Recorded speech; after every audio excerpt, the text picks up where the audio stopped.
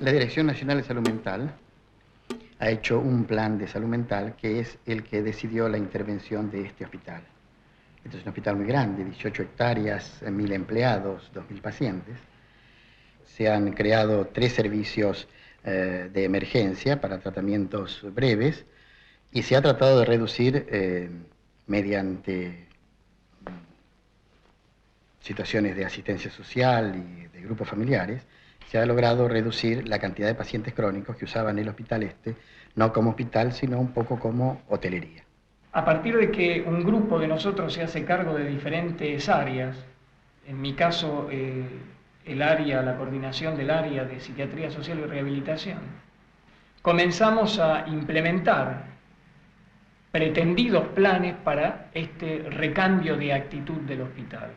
De actitud para con la comunidad, de actitud para con los pacientes, de actitud para con los profesionales, de actitud para con todos los que integran, son asistidos o tienen alguna relación que ver con la institución.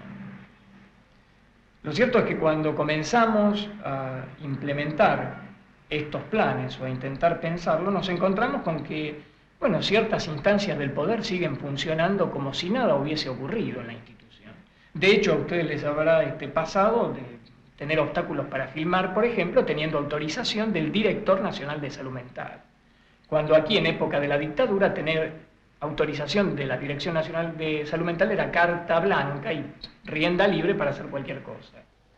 Pienso que la Dirección de Salud Mental tiene intenciones de llevar a cabo un proyecto de cambio en el hospital. Pero a medida que avance el tiempo se tendrán que instrumentar cosas claras, ¿no? Acciones claras. Bueno, muy buenas, un gusto una vez más con estar en estas charlas que tenemos con los protagonistas del DOC Buenos Aires. Y este no es un... Recién fuera de, digamos, en el fuera de campo del Zoom que estamos grabando me decía, no me hagas poner colorado. Pero yo no puedo no ponerte colorado porque es el color de la revolución, sino que realmente a Luciano yo no solamente lo adoro como si fuera un hermano apenas mayor,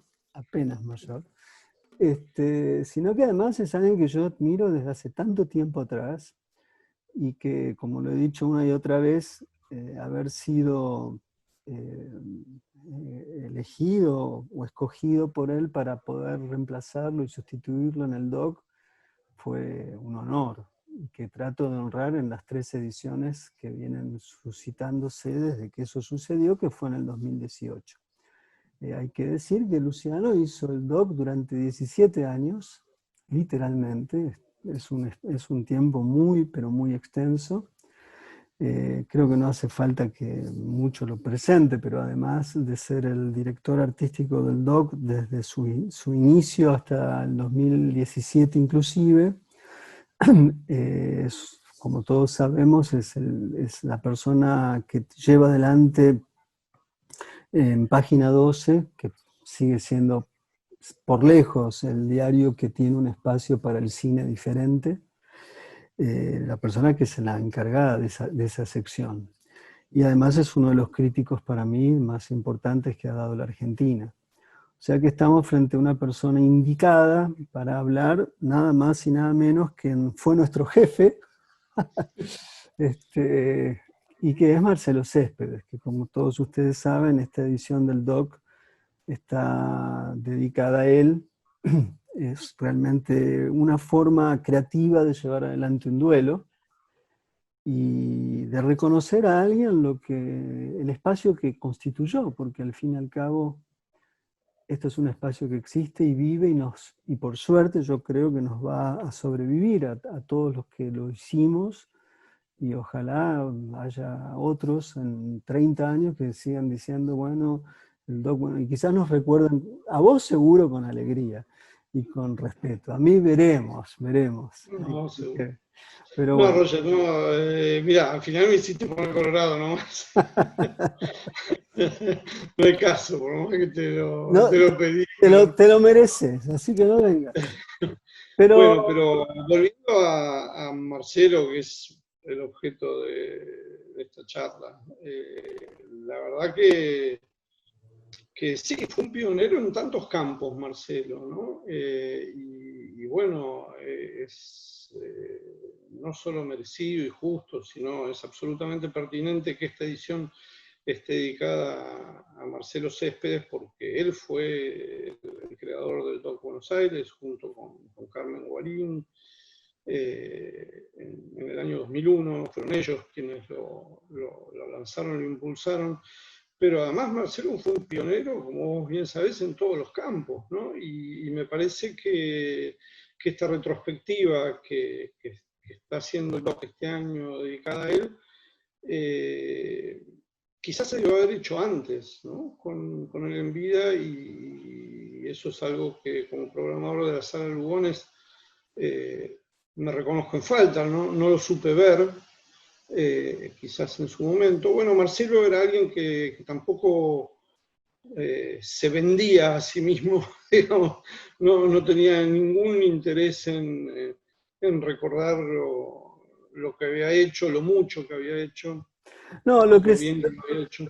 Lo que sí me parece que hay que prestar atención, que Marcelo tiene un descendiente, que es su hijo. Sí. Y la última película de su hijo tiene el nervio que tenía el cine de su padre, sobre todo en el inicio. Sí, definitivamente. ¿No? Y me parece que Martín, quizás, no sé, yo no lo conozco realmente, lo vi una vez o dos veces en mi vida, pero la última película de él, revisando y recuperando ahora las películas de Marcelo, uno puede entender ahí que hay una herencia que, en el mejor sentido del término, que sería, yo estoy esperando ahora qué es lo que va a hacer Martín, porque no hay muchos cineastas como Martín, con esa urgencia en Argentina, y bueno, obviamente no hubo muchos cineastas como Marcelo, que tenían una... Yo lo que creo, yo decía el otro día, no sé dónde escribí, porque la verdad en estos días, Marcelo tenía la capacidad de indignarse con lo que es inaceptable y de poder traducir la indignación en el lenguaje del cine, ¿no? Definitivamente. Y eso no lo vemos muy últimamente, ¿no?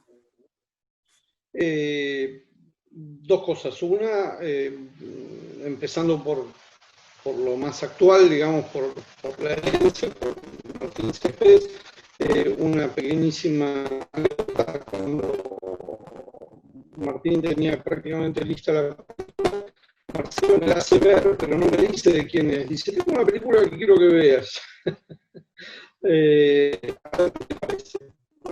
No, vos vela y después hablamos. Y yo cuando terminé de verla digo, pero esta es la película de Martín. Era clarísimo de dónde venía esa película, cuáles eran sus raíces, la herencia estaba muy, muy nítida, muy clara en el mejor de los sentidos. Y volviendo ahora al cine de Marcelo Céspedes, cuando él hace Los Totos en el año 1983, acá el cine documental prácticamente no existía, entre otras razones y muy poderosas, porque habíamos tenido la dictadura cívico-militar que había impedido cualquier tipo de cine en esa dirección de sentido, ¿no?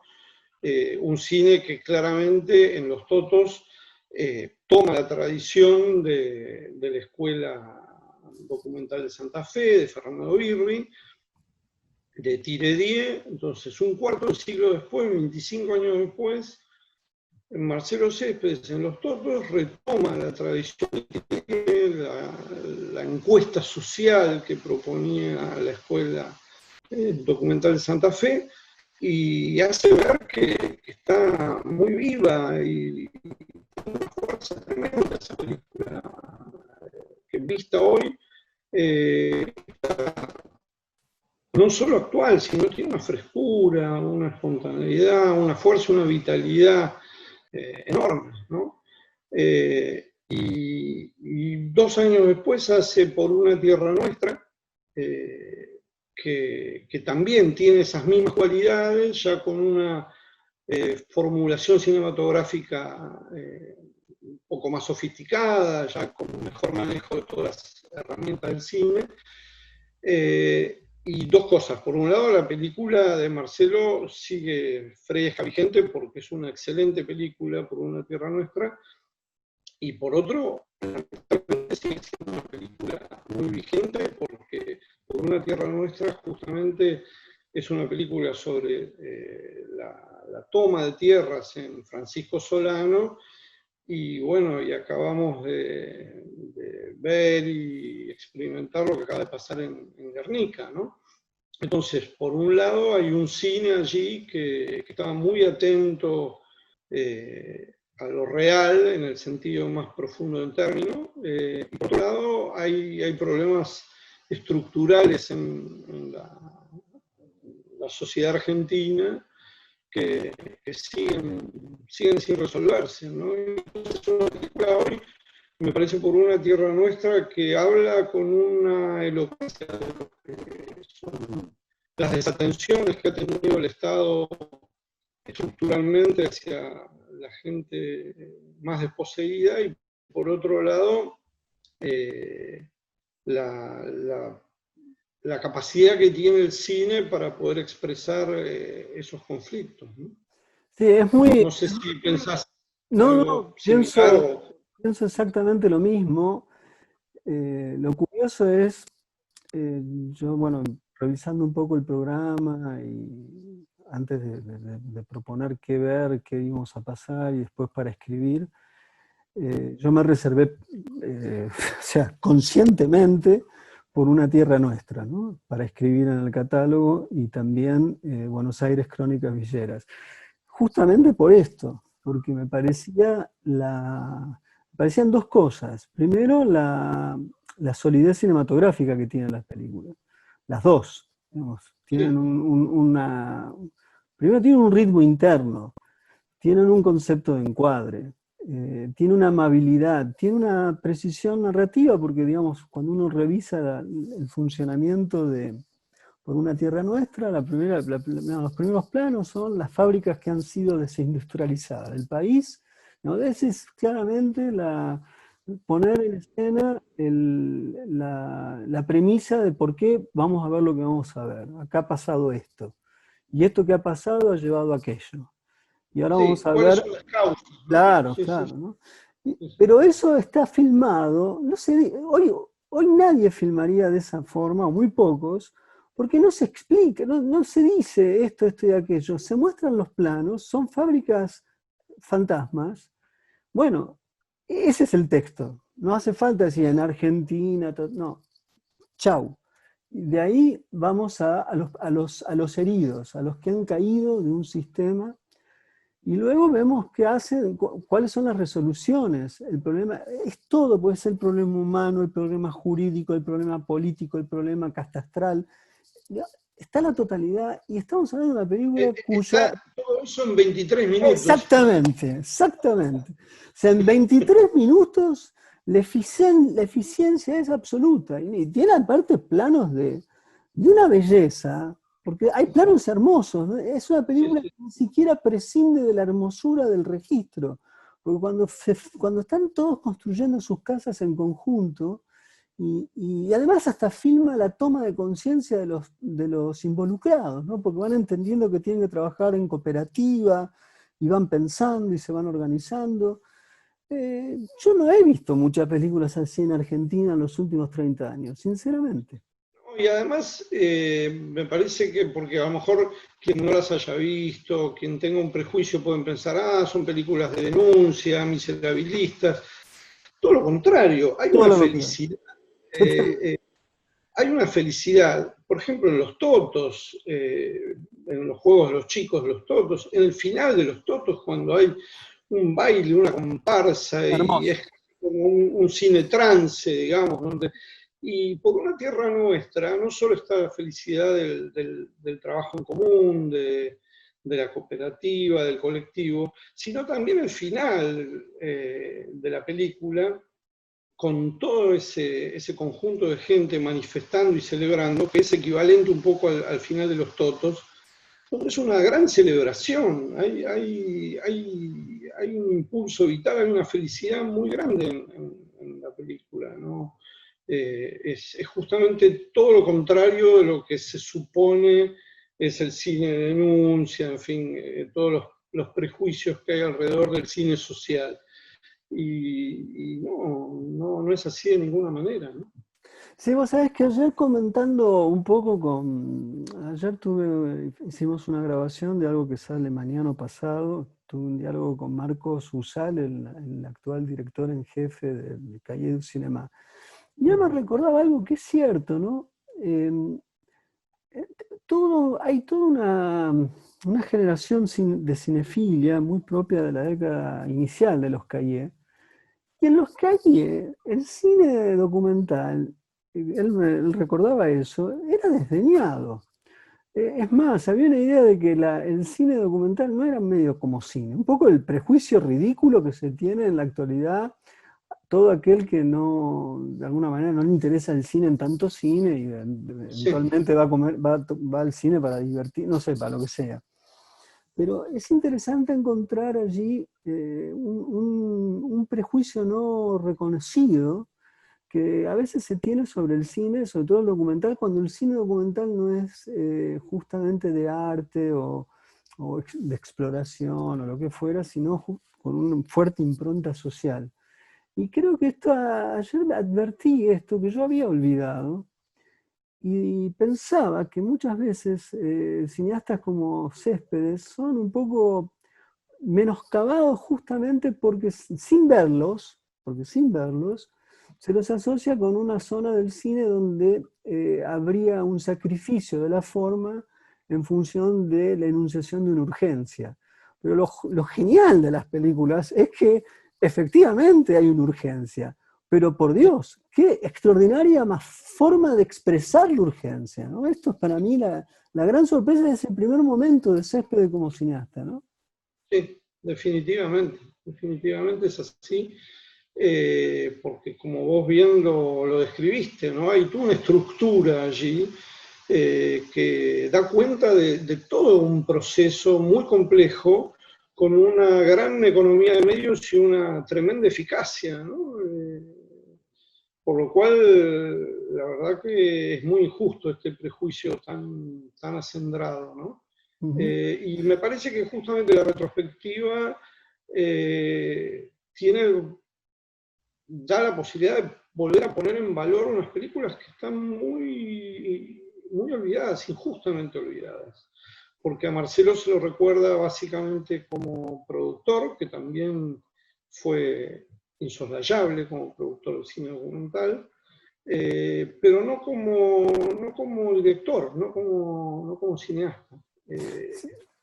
Debemos reconocer que él hizo mucho porque se olvidara un poco esa parte, porque, bueno, se dedicó a la producción y como charlábamos antes, él no miraba hacia atrás, él siempre miraba hacia adelante y entonces lo hecho está y no trataba de promocionar su obra o vender su obra. Pero revisando ahora las películas uno descubre que verdaderamente son mojones en el cine argentino, Exactamente. mucho más aún en un momento donde el cine documental no existía, prácticamente no existía.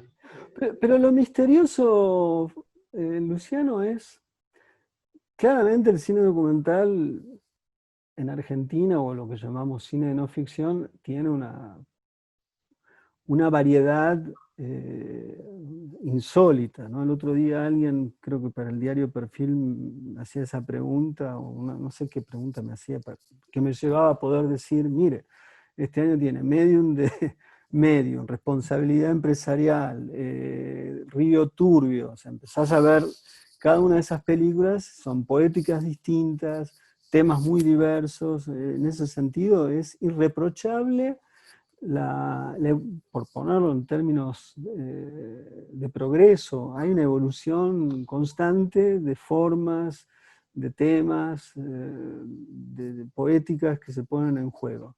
Sin embargo, si uno trata de encontrar películas que estén tomándole el pulso cara a cara, cuerpo a cuerpo, a lo que sucede en Argentina, no son muchas las películas.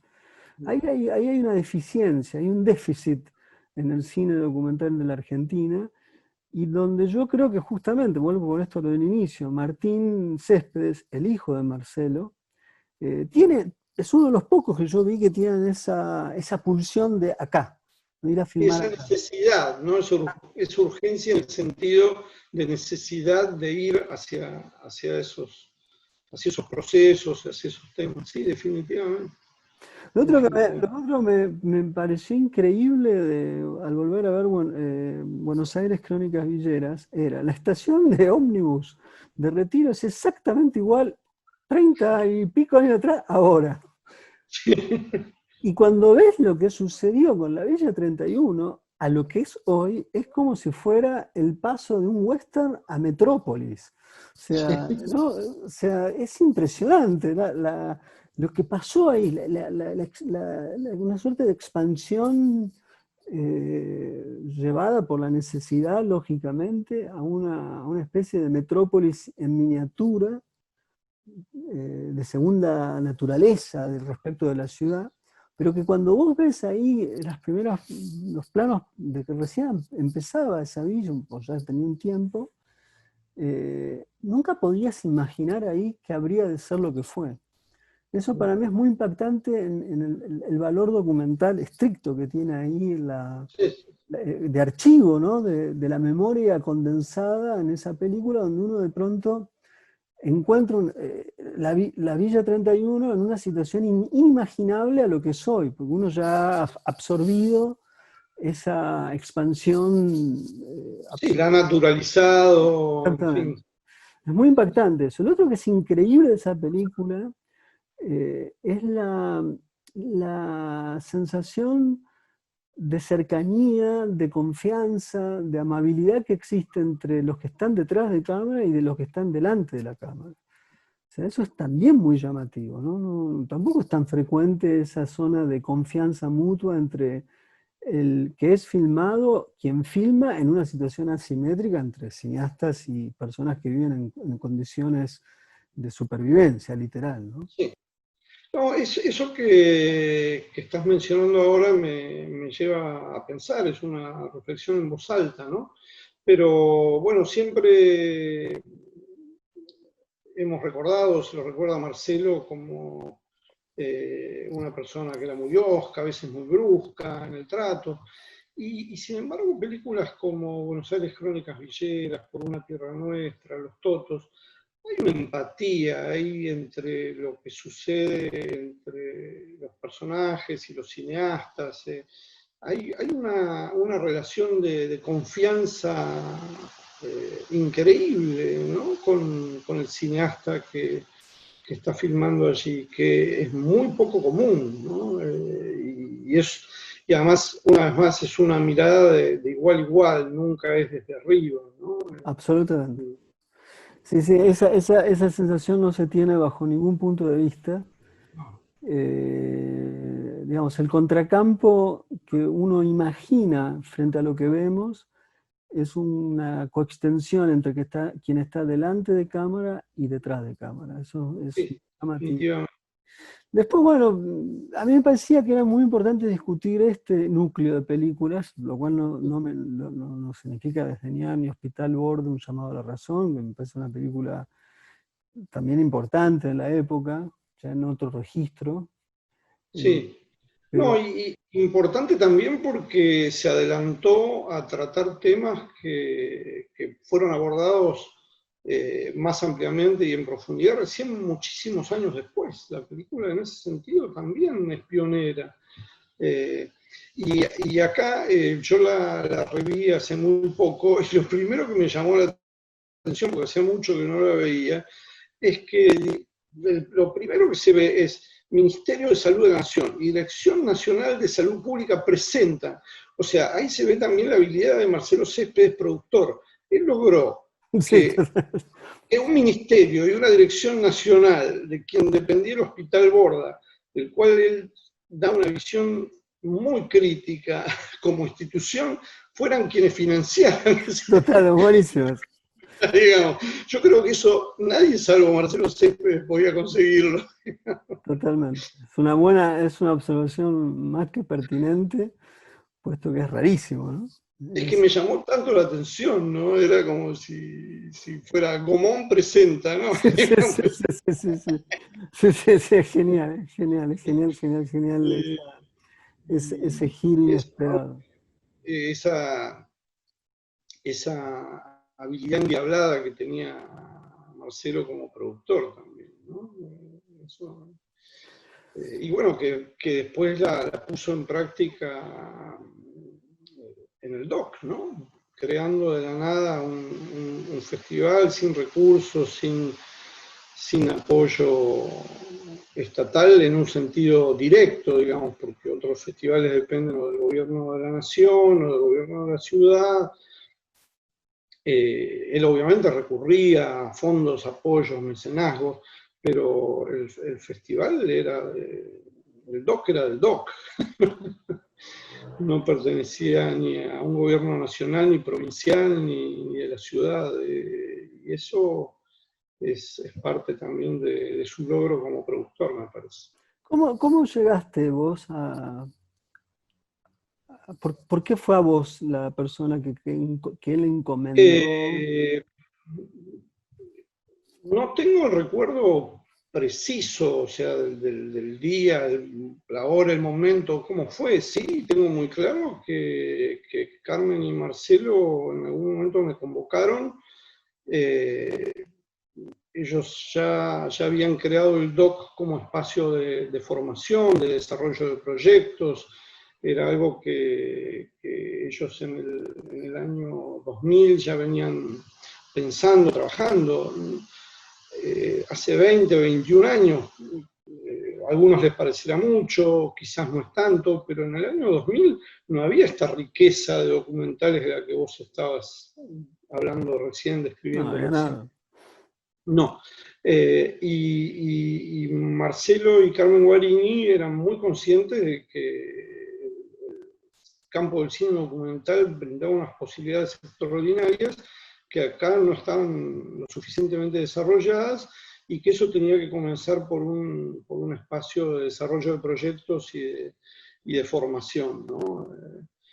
Y empiezan por ahí y se dan cuenta, y creo sí recordar que fue así, que bueno, más allá de que pudieran venir formadores, incluso creo que el primero que vino en la primera edición fue Patricio Guzmán, Claro.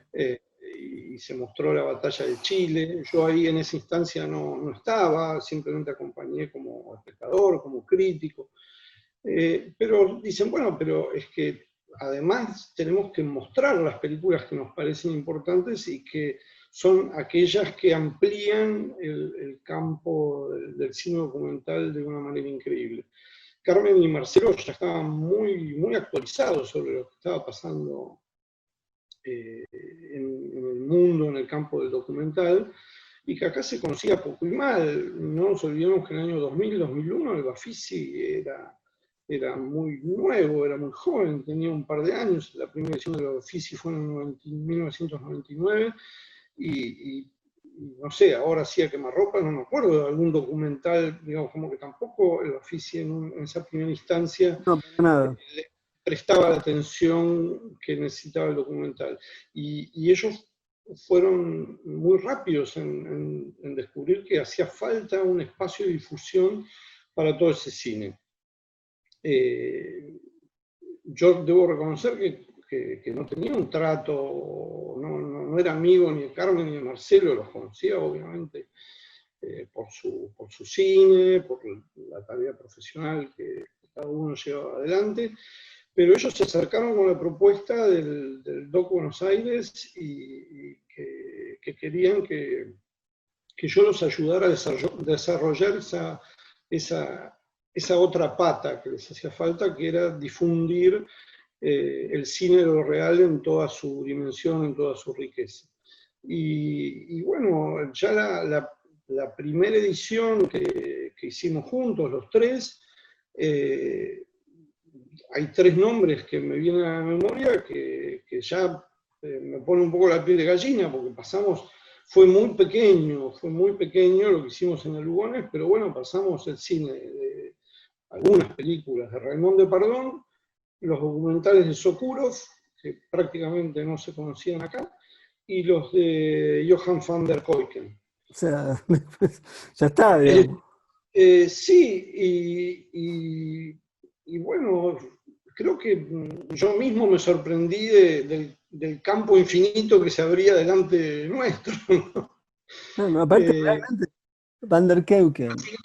Yo estoy muy agradecido a Marcelo y a Carmen que me abrieron esa posibilidad, ¿no? Y a mí me parecía que justamente que la Lugones no podía ser ajeno a eso y que tenía que ser el espacio de difusión de un cine que además es de una modernidad absoluta, ¿no? El documental justamente si ha venido a afirmar algo es la idea de una modernidad en el cine como la ficción me parece que no ha podido en estos últimos años desarrollarse tanto como se ha desarrollado el documental, aquí en Argentina y en el mundo, ¿no? Uh-huh. Sí, sí. Sí, no sé si seguir con las películas o... bueno, no nos quedan muchas, ¿no? Porque... O irnos a cenar. Sí. Yo vengo... Que no podemos cenar juntos. Sería genial. Sería genial. Desde que nos vimos la última vez en el regreso de Berlín, que nos teníamos prometida una cena que no pudimos concretar. No pudimos concretar y por el momento no pareciera que lo vamos a poder concretar, pero bueno, esperemos que tarde o temprano realmente haya algún tipo de fuga de esta vida tan restringida, ¿no? Una vida inesperada para todos.